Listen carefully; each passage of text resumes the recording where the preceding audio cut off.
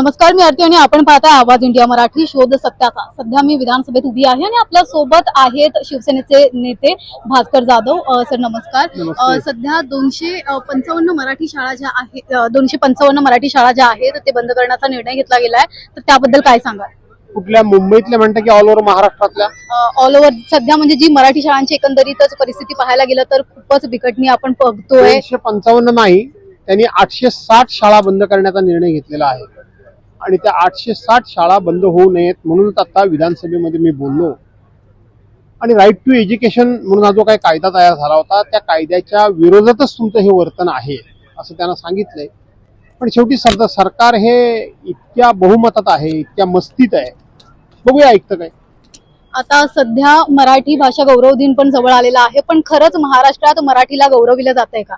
असं आहे की जे लोक आम्ही मराठी भाषेचा अभिजात दर्जा मिळवून दिला असं म्हणून सांगतात आणि या गोष्टीला 2 महिने होत नाहीत त्याच वेळेला महाराष्ट्रामध्ये हिंदी भाषा सक्तीची करतात। याच्यातूनच विद्यमान सरकारचं मराठी भाषेबद्दलचं प्रेम किती नाटकी आहे, किती दिखाऊपणाचं आहे आणि किती बेगडी आहे हे स्पष्ट होतं।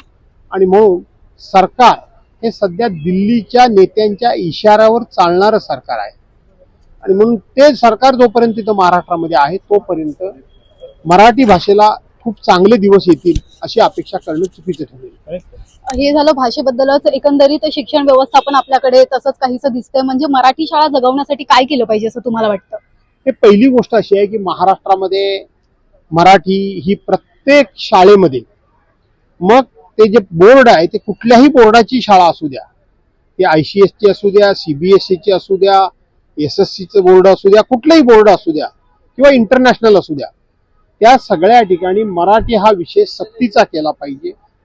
रोजच्या व्यवहारामध्ये मराठी ही वापरली पाहिजे, लिखाणामध्ये आली पाहिजे। कोर्ट कचेरीच्या निर्णयामध्ये मराठीतूनच निर्णय दिला गेला पाहिजे। त्याचबरोबर मंत्रालयीन आणि शासकीय सगळ्या ज्या भाषा आहेत किंवा परिपत्रक आहेत ही कंपल्सरी मराठीतूनच निघाली पाहिजेत।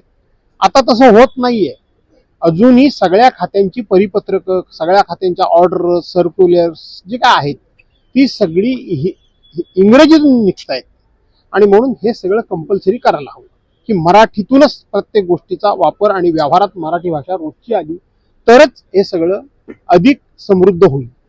धन्यवाद। व्हिडिओ जर्नलिस्ट अमरीश सह मी आरती, आवाज इंडिया मराठी शोध सत्याचा।